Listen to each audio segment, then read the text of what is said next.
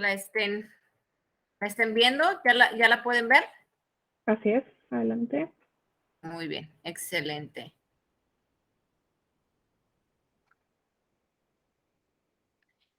Me gustaría primero que nada preguntarles, yo sé que resiliencia es una palabra que hemos estado escuchando cada vez más y me gustaría que ustedes por ahí en el chat escribieran cuál es su idea acerca de lo que significa esta palabra o qué significa para ustedes.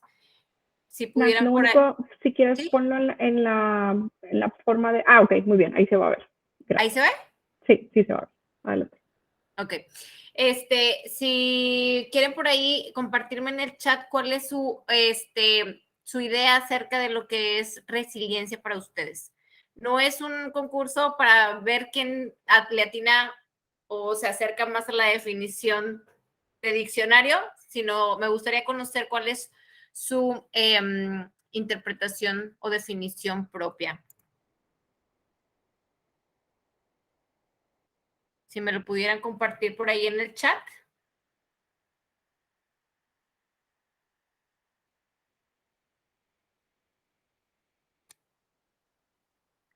Por ahí dice Mónica, adaptarse y salir adelante a pesar de las dificultades. Bien. David Carrizales, la capacidad para seguir adelante pese a las adversidades y dificultades. Muy bien. ¿Alguna otra definición que quisieran compartir? Muy bien. Pues efectivamente, vamos a ver ahora sí, como quien dice, las definiciones algunas definiciones que nos manejan algunos autores, ¿sí? Por ahí, el Instituto de la Infancia y la Resiliencia nos dice que la resiliencia es una habilidad para resurgir de la adversidad, como bien por ahí decían en sus conceptos, adaptarse, recuperarse y acceder a una vida significativa después de estas adversidades, ¿no? Edith Grothberg, quien ha sido una de las investigadoras que han hecho más precisamente investigación acerca de resiliencia, nos dice que la resiliencia es la capacidad del ser humano para hacer frente a las adversidades de la vida, superarlas e inclusive ser transformado por ellas. ¿Ok? Como sabemos, todas las experiencias que vivimos nos impactan de alguna manera y específicamente las experiencias adversas, traumáticas, son las que más impacto tienen en nosotros. Entonces, DIT lo que maneja es que cuando el ser humano atraviesa este tipo de adversidades, de dificultades, de situaciones, no solamente se superan, sino que la resiliencia en el ser humano ayuda a que se aprenda de ellas y sea transformado por ellas, ¿no? Y la Organización Mundial de la Salud tiene precisamente un manual que habla específicamente de cómo se puede promover la resiliencia en los niños y en los adolescentes. Y ahí, en este manual, comentan una definición un poco más amplia de la resiliencia. Y ellos dicen que en la metalurgia se emplea este concepto para describir la capacidad de algunos materiales de recobrar su forma original después de haber sido sometidos a una presión deformadora. Así, el término fue adoptado por las ciencias sociales para caracterizar a aquellos sujetos que, a pesar de nacer y vivir en condiciones de alto riesgo, se desarrollan psicológicamente sanos y socialmente exitosos. Entonces, hay muchos o varios o todos los elementos por ahí de las definiciones que nos compartían ustedes hace un momento, ¿no? Mónica y David, ¿no? Esta capacidad de, a pesar de tener o vivir situaciones adversas o difíciles, poder sobreponernos, poder mantenernos con un equilibrio emocional. ¿Ok? Ahora, hay ciertas características de la resiliencia que son importantes mencionar. Una de ellas nos dice que la resiliencia se mantiene por la interacción existente entre la persona y el entorno. ¿Qué quiere decir esto? Esto nos habla acerca de que la resiliencia, de que una persona no necesariamente va a nacer resiliente o no necesariamente va a ser o va a aprender la resiliencia del entorno. O sea, no es una o es otra, sino que es una combinación de la interacción de las dos. ¿Ok? Eh, por ahí, Norman Garmency, quien fue también un psicólogo y investigador de la resiliencia, y de hecho fue pionero en la investigación y los estudios de la resiliencia hace 40 años. Comenzó precisamente a trabajar en la resiliencia porque él se dio cuenta que los hijos de las personas que padecían esquizofrenia no necesariamente sufrían de un trastorno o de una enfermedad mental, a pesar de haber sido expuestos toda su vida a un entorno donde había un trastorno tan severo como la esquizofrenia. Y a pesar de eso, pues muchísimas personas salían adelante con equilibrio emocional y entonces esto lo hizo como preguntarse de dónde venía eso, ¿no? Entonces, de, de sus estudios pioneros acerca de la resiliencia, se concluye que una de las características de la resiliencia es esta, ¿no? Que no necesariamente se nace con siendo resiliente o no necesariamente tiene solamente que ver con el entorno, sino que tiene que ver ambas, ¿ok? En una interacción.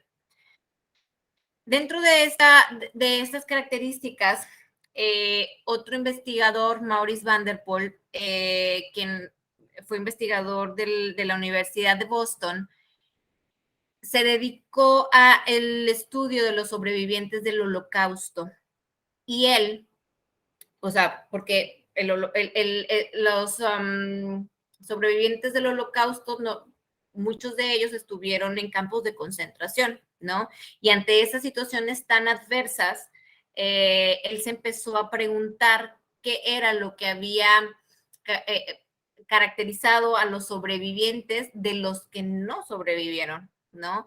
Y él, una de las características que encontró es que esas personas tenían un sentido del humor particularmente característico, ¿no? Tenían un humor ácido, a lo mejor hasta un humor negro, pero además podían tener buena interacción social, podían adaptarse o interactuar con las personas a su alrededor. Esas fueron las características que él vio. Entonces, sí, el entorno tiene que ver, pero también tiene que ver la personalidad, el temperamento de la persona. ¿Ok? Otra de las características de la resiliencia es que no es absoluta ni terminantemente estable. ¿Ok? ¿Qué quiere decir esto? Quiere decir que la resiliencia es un proceso continuo y que se va desarrollando, ¿sí? No va a ser la misma resiliencia de la persona en toda su vida, en todos los momentos de su vida, ¿sí? O sea, ni la misma cantidad, ni la misma intensidad, por así decirlo, ¿no?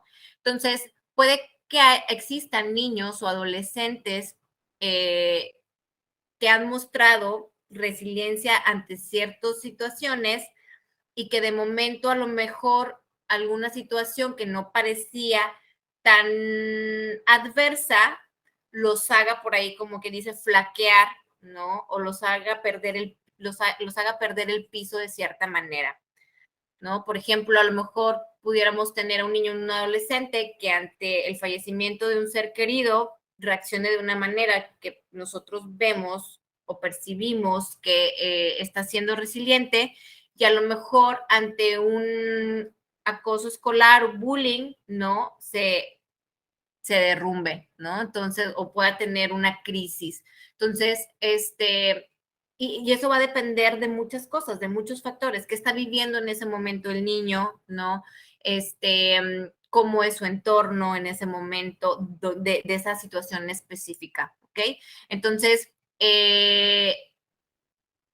como les decía, hasta el niño más resiliente va a tener estos altibajos, puede deprimirse, a lo mejor cuando haya mucha presión en él. ¿Okay? Entonces, un niño resiliente no va a ser necesariamente resiliente toda su vida o con la misma intensidad de resiliencia, por así decirlo. ¿Okay?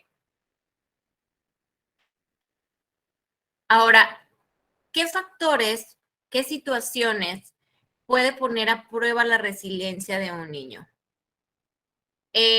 Las pérdidas o separaciones, como el caso de un divorcio de los padres, es una situación que realmente pone a prueba la resiliencia de un niño.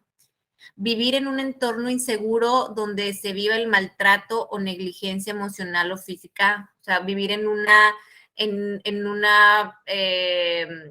en un hogar donde haya gritos, obviamente, violencia física, ¿no? Pero no necesariamente solo la violencia física, donde hay gritos, donde hay malos tratos, también eso forma parte como de negligencia emocional.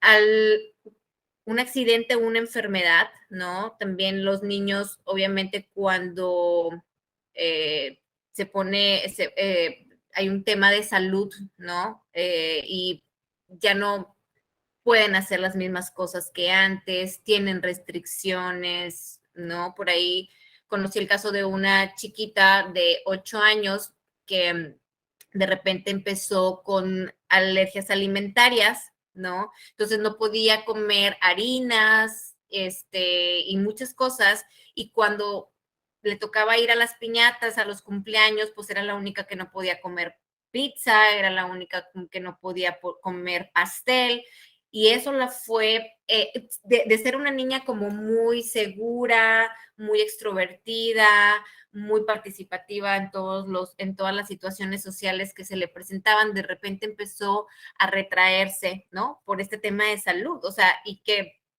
pues podemos pensar de que, ay, bueno, pero no es una enfermedad, terminal, crónica, etcétera, es una alergia, pero para un niño es muy impactante no poder hacer las cosas que sus pares pueden hacer, algo tan sencillo o tan rico como comer un pastel o comer una pizza, ¿no? Y eso empezó también a mermar su salud emocional. La intimidación o acoso, el bullying, esto es lo vemos como cada vez se le ha puesto más atención, sobre todo en las escuelas, al tema de la intimidación o el acoso, aunque puede pasar no solamente en la escuela, puede pasar en diversos ambientes, ¿ok? En la familia, ¿no? En la familia nuclear, en la familia extendida. A veces, por ahí los papás pueden tener a lo mejor una forma, pues, como muy particular de hacer chistes, ¿no? Y un niño que todavía no está emocionalmente tan maduro, ¿no? No va a saber, no identificar que sus papás están haciendo una broma. Entonces, un niño puede interpretar un chiste como una burla hacia su persona y esto puede afectar la autoestima del niño, ¿no? Entonces, a veces, obviamente, pues los papás muchas veces sin intención sin ninguna mala intención de hacer sentir mal al hijo, ¿no? Pero sí me ha tocado ver que los chiquitos, por ejemplo, son muy susceptibles a las bromas, ¿no? No sé, si están jugando un juego de mesa y se empiezan como a burlar de que perdió, o sea, sí, y como digo, o sea, cada niño es diferente, ¿no? Habrá niños más sensibles que otros, ¿no? Pero me refiero que a veces la intimidación o el acoso puede ser como muy sutil y no nos damos cuenta de que está sucediendo, ¿sí? Pero recordemos que los niños no, no están en una madurez emocional, psicológica como la de un adulto. No, no, todavía no pueden como discernir, todavía no tienen bien formada la autoestima, todavía no pueden discernir entre una broma o un acoso. Entonces es importante por ahí poner atención en eso. Otro de las cosas que puede poner a prueba la resiliencia de un niño es la pérdida o distanciamiento de un ser querido, el fallecimiento, pero también el poner distancia. También, por ejemplo, cuando la familia se muda de ciudad, ¿no? O se muda de colonia, y el niño o el adolescente percibe que se ha alejado de esa persona o de esas personas con las que tenía cierta cercanía o sus familiares, ¿no?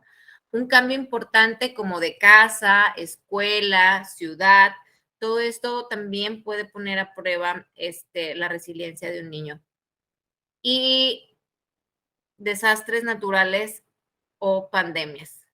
Yo creo que hasta pueden coincidir conmigo que hasta antes del 2020, si hubiéramos visto en una sesión así como esta que estamos teniendo, la palabra pandemia, ¿no? Como algo que puede poner a prueba la resiliencia de un niño, se nos hubiera hecho como muy exagerado, como algo, pues, muy poco probable que pasara, ¿no? Y después del 2020 ha sido nuestra realidad. Creo que todos hemos visto cómo los niños han sido impactados por la pandemia, ¿no? Desde que, pues, toda su vida cambió, ya no pudieron ir a la escuela, ya no interactuaron con más niños durante mucho tiempo, solamente a través de una pantalla, a veces tampoco eso, porque hubo niños que a lo mejor no tuvieron la oportunidad o el acceso, ¿no? Entonces, sí, definitivamente todas estas cosas son impactantes. No sé si ustedes recuerden en el temblor de la Ciudad de México del 2017, una de las cosas importantes o diferentes que yo noté cuando estaban transmitiendo en las noticias las actualizaciones de cómo estaba la situación en la Ciudad de México, era que estaban haciendo campañas, había muchos psicólogos que estaban haciendo campañas para atención en crisis para niños específicamente, ¿sí?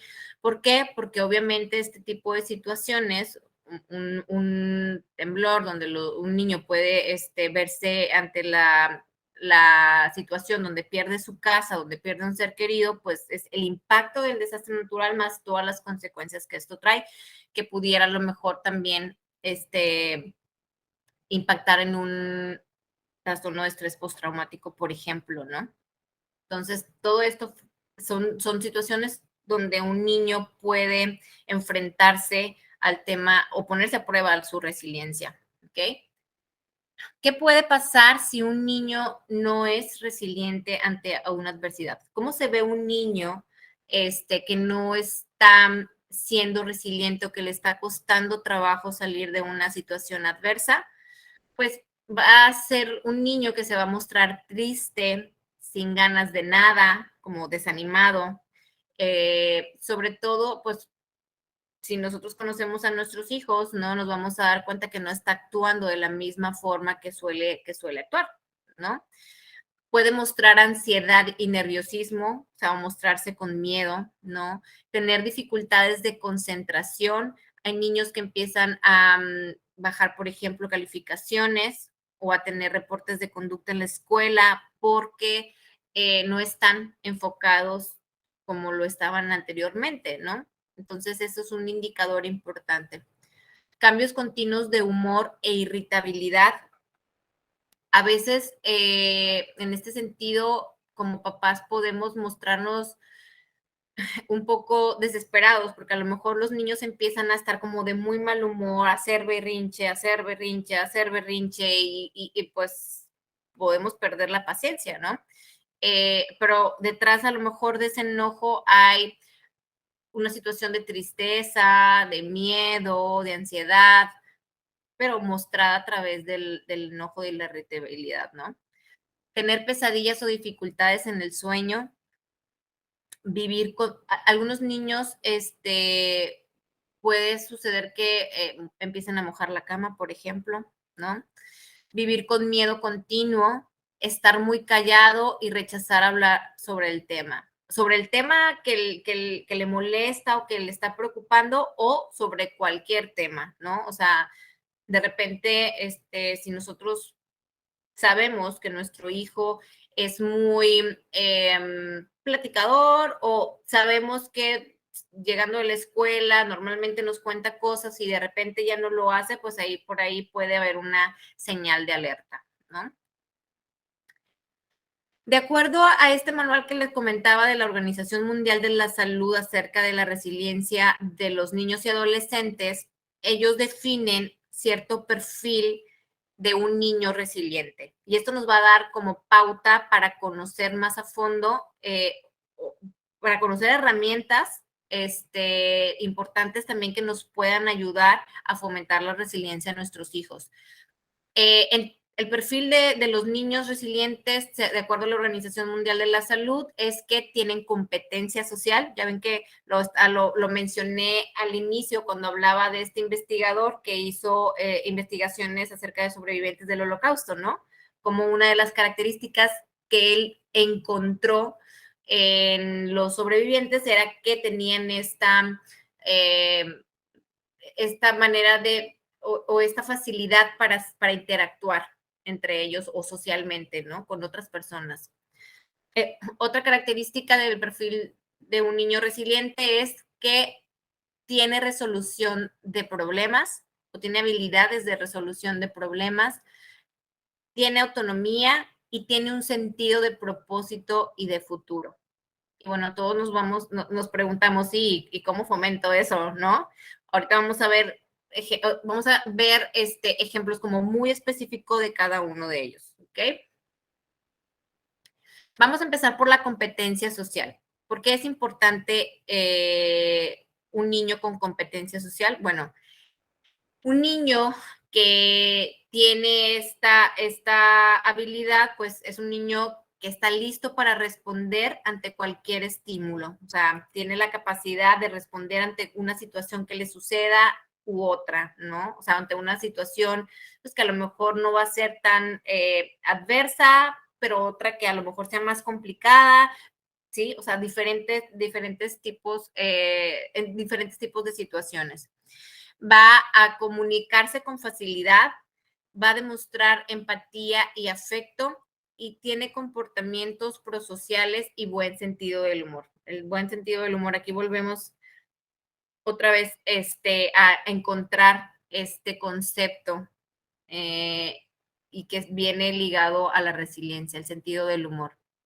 En los adolescentes, la competencia social se muestra de una manera un poco diferente. Aquí se expresa especialmente en la interrelación que tienen los adolescentes con sus pares, ¿ok?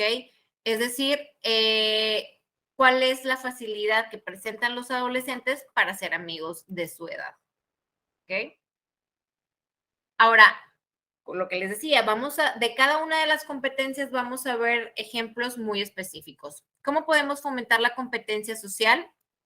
A través de asistir a eventos deportivos. ¿Por qué? Cuando un niño juega en equipo, ¿no? O sea, el deporte ayuda a los niños a relacionarse de manera más sana con otras personas de su misma edad, ¿ok? Además, les ayuda a fomentar la asertividad y la empatía. Por eso las actividades deportivas son importantes. Por ejemplo, también puede ser asistir a eventos sociales, ¿sí? Eventos sociales de todo tipo, ¿ok?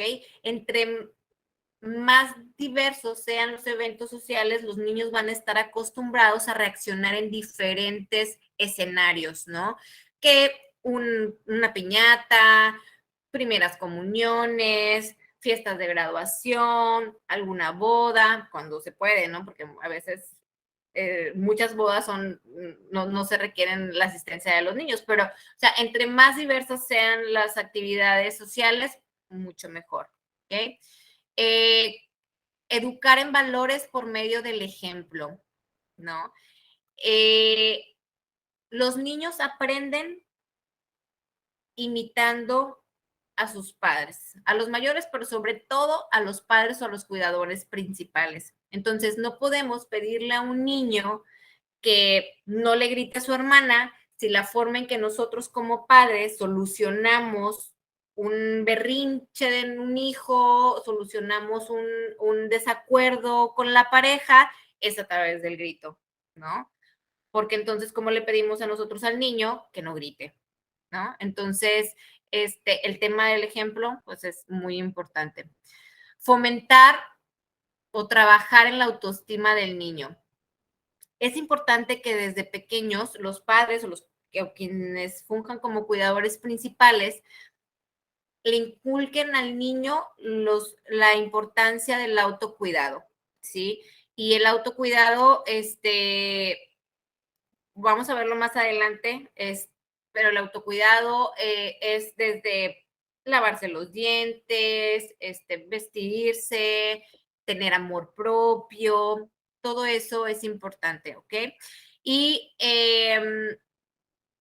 si a partir de los 4 años notan los padres o los cuidadores principales algún tema que les preocupe acerca del comportamiento o del tema psicológico del niño, pues pedir ayuda profesional. ¿Okay? Eso es la recomendación.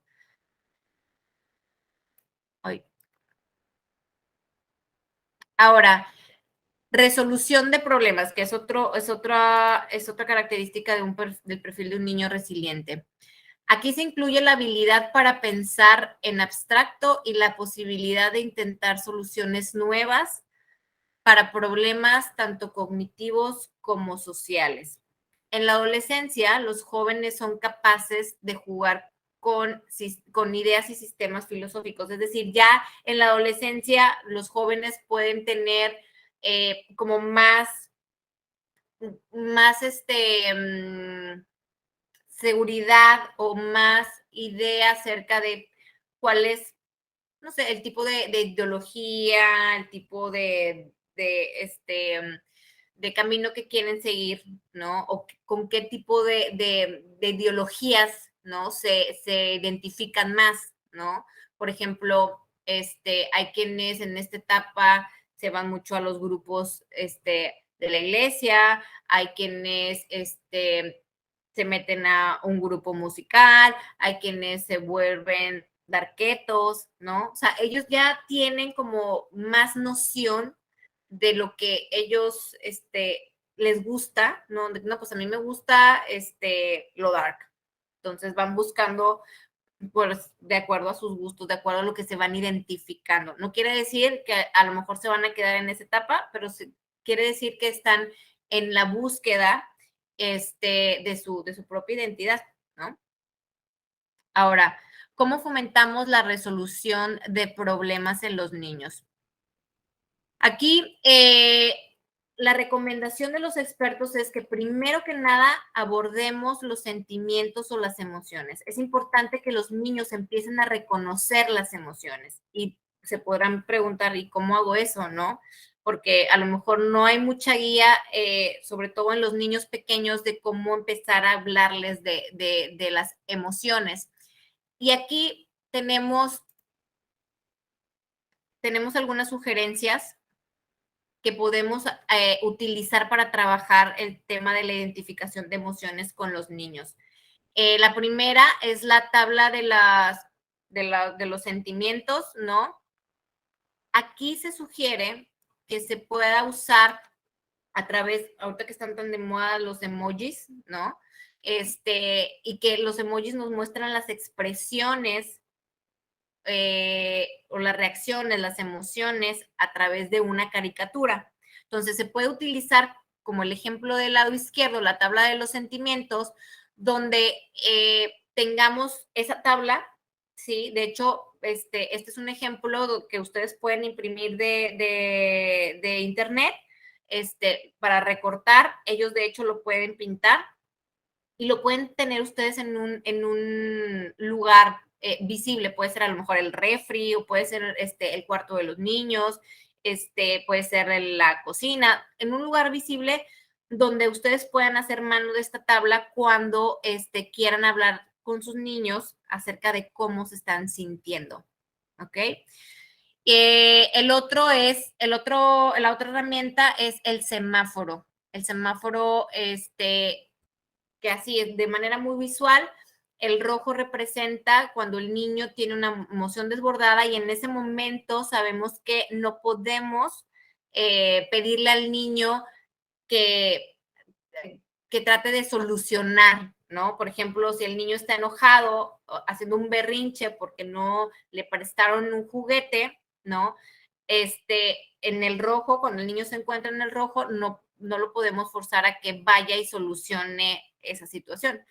Tenemos que hacer que el niño baje al amarillo, que significa que la intensidad de la emoción empieza a disminuir, ¿sí? Y el verde es cuando el niño ya puede poner en práctica la resolución de conflictos.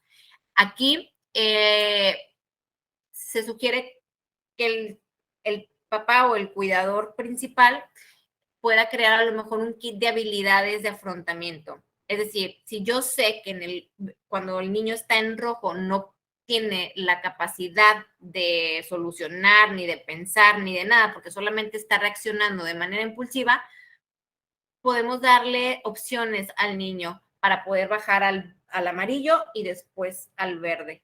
¿Qué opciones podría ser en nuestro kit de habilidades que podemos incluir?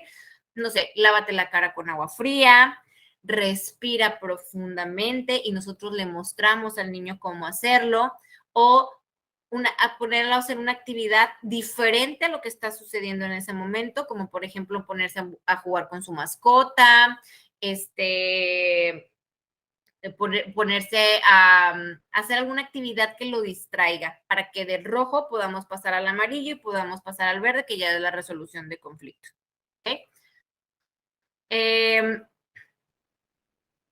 Bueno, entonces eso es a cuanto al primer paso que sugieren los autores, que es abordar los sentimientos o las emociones. El segundo es identificar el origen del conflicto. Acuérdense que estamos hablando de cómo vamos a fomentar el que nuestros hijos puedan tener la habilidad de resolver conflictos, ¿ok? Y el segundo paso es identificar el origen del conflicto. Cuando los niños son muy pequeños, a veces no tienen esa conciencia emocional todavía porque se está desarrollando y nosotros como adultos estamos ayudándolos a que eso suceda, ¿no? Entonces, a lo mejor el niño está peleando con su amiguito o con su hermano por un juguete, pero detrás de ese enojo puede ser que a lo mejor el niño esté enojado porque su amigo hizo otro nuevo amigo y eso lo lastimó, ¿no? Y se siente excluido y entonces por eso reacciona de esa manera, enojado, irritable y peleándose por el juguete con el amiguito con el que con el que siempre juega y con el que nunca había tenido problemas. Entonces es importante identificar realmente la raíz del conflicto. Pensar en soluciones es el tercer paso. Aquí vamos a ayudarle al niño a través, los autores sugieren que se haga una lluvia de ideas. ¿Okay? La lluvia de ideas de la situación de que, a ver, digamos que el tema es que su amigo hizo un nuevo amigo y se siente excluido y por eso está enojado, ¿no? Entonces, se empiezan a trabajar lluvia de ideas. ¿Qué piensas? ¿Cómo podrías mejorar la situación? Y el papá puede dar o la mamá puede dar ideas también, ¿no? Al final se pueden a lo mejor elegir un par de esas soluciones que se encontraron en la lluvia de ideas y con ese par empezar a trabajar con el niño con preguntas como, ¿y crees que esta solución te hará sentir mejor? ¿Te hará sentir peor? ¿O te dejaría igual. Entonces, ahí con ese tipo de preguntas se puede a lo mejor elegir de esas dos ideas finalistas cuál puede ser la solución al conflicto. Aquí puede parecer o es complicado el hecho de que no sabemos si realmente la solución que se va a elegir va a solucionar en realidad el conflicto. Eso no lo vamos a saber. Nunca vamos a tener una bola mágica para saber cuál es la mejor opción, ¿no?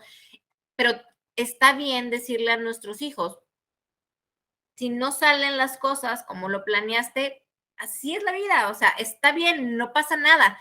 Aquí el objetivo es que tú hagas el mejor esfuerzo para contentarte con tu amiguito, o el mejor esfuerzo para solucionar este problema. No, si el conflicto no se soluciona al 100%, no pasa nada, ¿ok? Tú lo intentaste. Y cuando veamos que nuestro hijo lo está intentando, entonces reforzarlo y felicitarlo porque lo intentó y lo hizo, ¿ok? El siguiente paso para solucionar conflictos o enseñarle a nuestros hijos la habilidad de solución de conflictos es mantener la perspectiva, ¿ok? Primero, llevar a nuestros hijos a pensar más allá de ese solo incidente, ¿ok? Digamos que nuestro hijo viene con la novedad, o nuestra hija viene con la novedad que su amiguito contó un secreto que él le había dicho a su amigo, ¿no? Pues, ya saben, primero identificar la emoción, etcétera, etcétera, todo lo que ya vimos, y plantearle al niño, ¿no? Para pensar más allá del incidente. Y el que él haya contado ella haya contado este secreto, significa que tu amistad ya acabó con él, ya acabó con este amiguito, ponerse en el lugar de la otra persona. ¿Cómo crees que tu amigo se sienta después que sucedió esta situación? ¿No? El preguntarles a los niños cómo se siente la otra persona involucrada en el conflicto va a ayudar a que los niños empiecen a generar empatía. ¿Ok? Y por último, para fomentar la resolución del conflicto es practicar la comunicación efectiva. ¿Ok? Enseñarles a los niños a comunicar sus emociones de manera clara. Expresarles que explotar y hacer acusaciones de los demás, lo único que va a traer es más conflicto. Entonces, ¿qué pueden hacer entonces?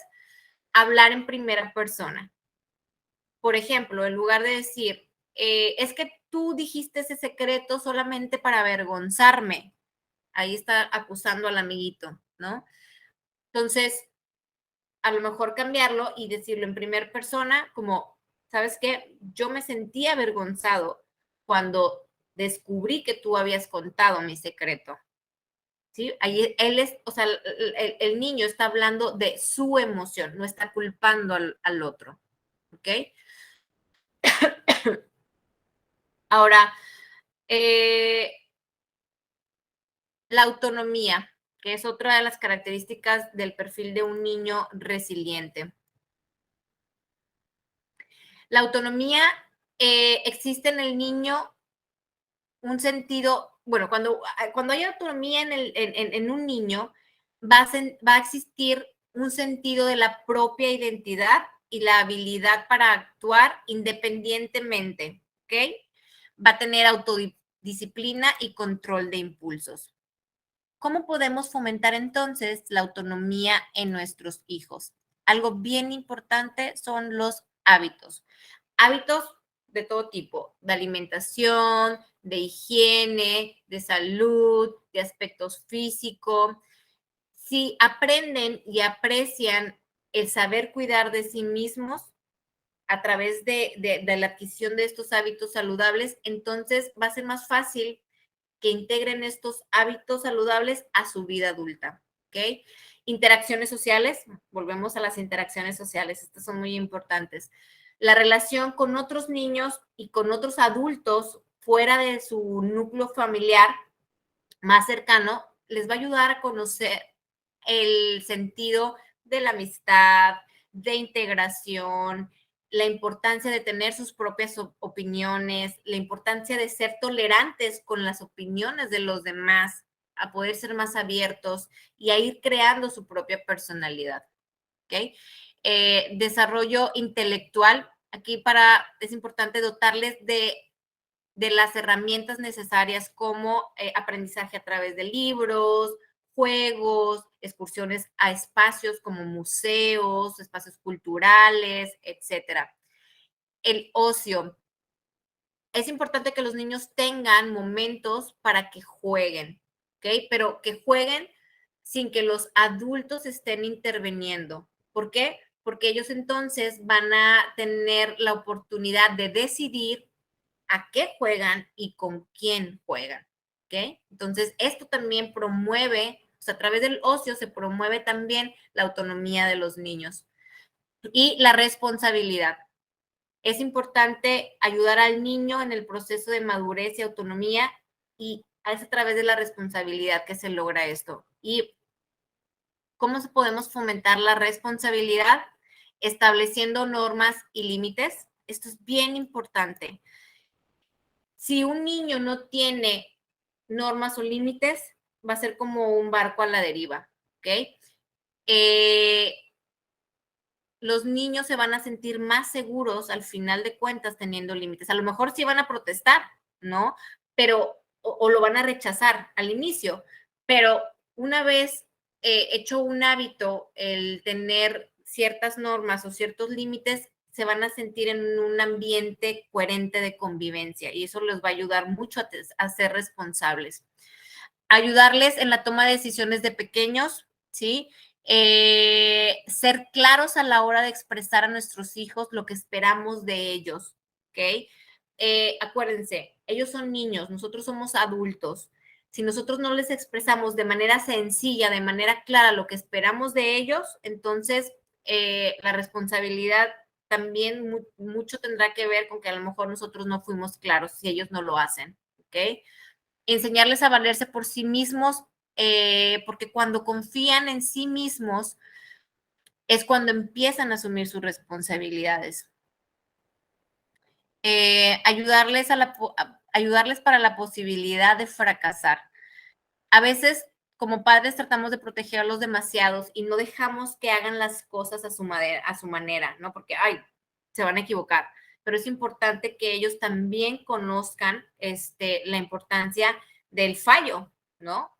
Habrá veces que vamos a fallar, a lo mejor vamos a fallar una vez o vamos a fallar 10, pero es importante que ellos también sepan que pueden fallar, ¿ok?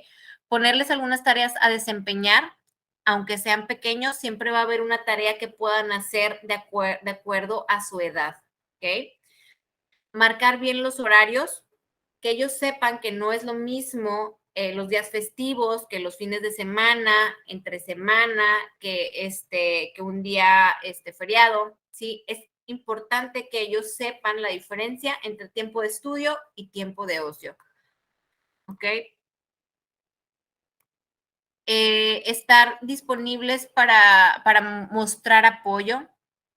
Cuando los niños saben que tienen la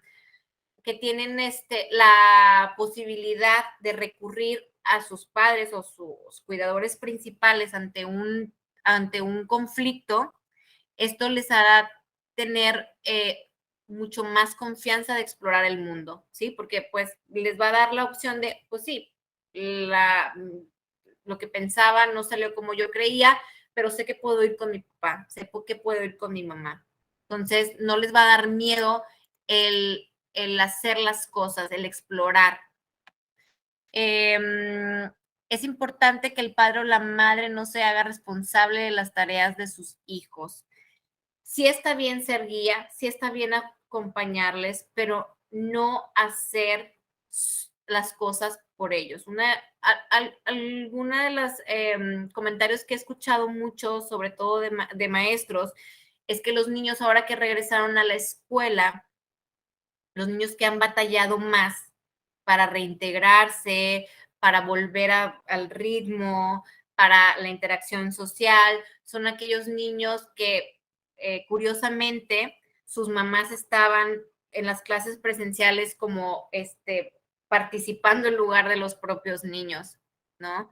Y aquellos niños que hacían o tomaban sus clases de manera más independiente fueron los niños que les costó menos trabajo volverse a integrar de forma presencial en la escuela. Y obviamente los padres lo hacen desde el amor, desde la preocupación, pero es importante que los dejen ser, ¿ok?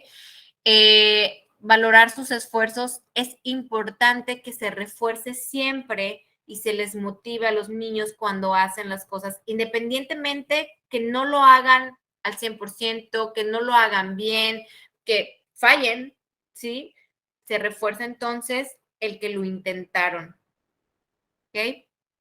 Y tener en cuenta o que los niños sepan que cuando no cumplen las responsabilidades debe haber consecuencias. Y aquí sí es, y esto, en esto coinciden muchísimos autores, si le vamos a decir al niño que va a haber una consecuencia y no la cumplimos, los niños le toman la medida a los papás o a los cuidadores. Entonces es bien importante que las consecuencias que se hayan anunciado se den cuando no se cumpla con lo establecido. ¿Ok? La otra característica de un niño resiliente es tener un sentido de propósito y de futuro. Aquí se engloban varias cualidades como expectativas saludables, dirección hacia los objetivos, orientación hacia la consecución de los mismos, motivación para los logros, fe en el futuro mejor y sentido de la anticipación y de la coherencia. ¿Cómo podemos fomentar el sentido del propósito? Propiciando experiencias de éxito a través de actividades acordes a la edad del niño, ¿sí? Ponerle actividades de acuerdo a su edad con el fin de que él intente lograr o cumplir con esa meta, ¿ok? Reforzar de forma positiva el esfuerzo y reconocer verbalmente lo que les decía, muy bien hecho, lo hiciste muy bien, estoy orgulloso, qué bueno que lo intentaste, etcétera. Fomentar la automotivación para hacer las cosas en el niño. Respetar sus tiempos de ejecución y animar a que concluya la tarea. A veces, por las prisas, por la rutina, por todas las cosas que tenemos en la agenda, nos sale más rápido si nosotros ponemos al niño, por ejemplo, a cambiarse y a vestirse, pero ya se nos hizo tarde y entonces nosotros terminamos de vestirlo, ¿no? Entonces el niño puede quedarse con la sensación de que no lo está haciendo bien y eso le puede empezar a dar como inseguridad cada vez que haga algo, porque va a decir, bueno, pues mejor me espero que mi mamá lo haga porque pues ella lo va a hacer y ella lo va a hacer bien, ¿no? Entonces, es importante que respetemos los tiempos de ejecución de los niños. Invitar al niño a que participe en actividades de los padres o cuidadores y alentar su compromiso en lo que hace. Por ejemplo, no sé, digamos que el papá está reparando algo, el niño se acerca curioso, ponerle a hacer de que pásame el tornillo, ¿no? Y como dije, o sea, aunque el niño se tarde, pero este tipo de interacción incrementa también el que el niño sienta que está logrando algo, de que, le ayudé a mi papá, reparamos el abanico, ¿no? O por ejemplo, si la mamá está cocinando, el hijo viene, la hija viene, ponerlo a quebrar los huevos, por ejemplo, ¿no? Entonces, ya los padres están ayudando a los niños, ¿sí? A sentir que pueden lograr hacer alguna actividad, aún actividades de adulto, ¿no? Ahora, Edith Goldberg desarrolló, como les comenté, es una de las investigadoras que más se ha enfocado en investigar la resiliencia y formuló este modelo en 1995 y ella igual parte de la premisa de que la resiliencia no es estática, sino que está en constante movimiento. Y ella llamó a este modelo un modelo de verbalizaciones. Entonces, ella define que un niño puede ser resiliente o será resiliente si puede verbalizar o hacer estas verbalizaciones. Yo tengo, yo soy, yo estoy y yo puedo. En yo tengo personas alrededor en quienes confío y que me quieren incondicionalmente. Personas que me ponen límites para que aprenda a evitar peligros o problemas. Yo tengo personas que me muestran por medio de su conducta la manera correcta de proceder. Aquí otra vez hablamos del ejemplo. Personas que quieren que aprenda a desenvolverme solo. Aquí vemos la autonomía. Si se fijan, tiene que ver con todos los otros conceptos que hemos hablado con anterioridad, pero como que ella lo resume en estas verbalizaciones. Yo tengo personas que me ayudan cuando estoy enfermo o en peligro o cuando necesito aprender. Yo soy una persona por la que los otros sienten admiración y cariño. Yo soy feliz cuando hago algo bueno para los demás y demuestro afecto. La importancia de enseñar a los niños a mostrar sus emociones. Yo soy respetuoso de mí mismo y del prójimo, la empatía. Yo soy capaz de aprender lo que mis maestros me enseñan. Yo soy agradable y comunicativo con mis familiares y vecinos, la autoestima. Ahora, yo estoy dispuesto a responsabilizarme de mis actos, seguro de que todo saldrá bien, triste, lo reconozco y lo expreso con la seguridad de encontrar apoyo. Es decir, sé que si expreso que estoy triste, voy a tener a unos padres o unos cuidadores que me van a respaldar y que no me van a hacer sentir mal por esta emoción que yo estoy expresando. Yo estoy rodeado de compañeros que me aprecian. Otra vez, la importancia de las interacciones sociales. Y finalmente, yo puedo. Yo puedo hablar sobre cosas que me asustan o me inquietan.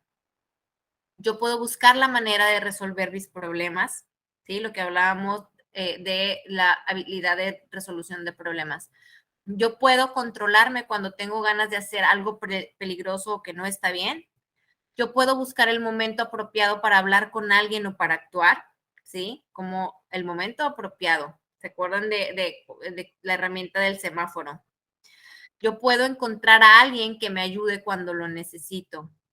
Yo puedo equivocarme y hacer travesuras sin perder el afecto de mis padres. Y yo puedo sentir afecto y expresarlo. Por aquí tengo esta frase de Marta Alicia Chávez, que me gusta mucho, que dice: díganles no firmemente a sus hijos cuando tengan que hacerlo, aunque se enojen y lloren, porque así desarrollarán la habilidad de adaptarse a las situaciones de la vida y la fortaleza interior para sobrevivir emocionalmente a las etapas difíciles. Pues muchas gracias. Ahora no sé si tengan alguna pregunta acerca de la presentación, alguna duda.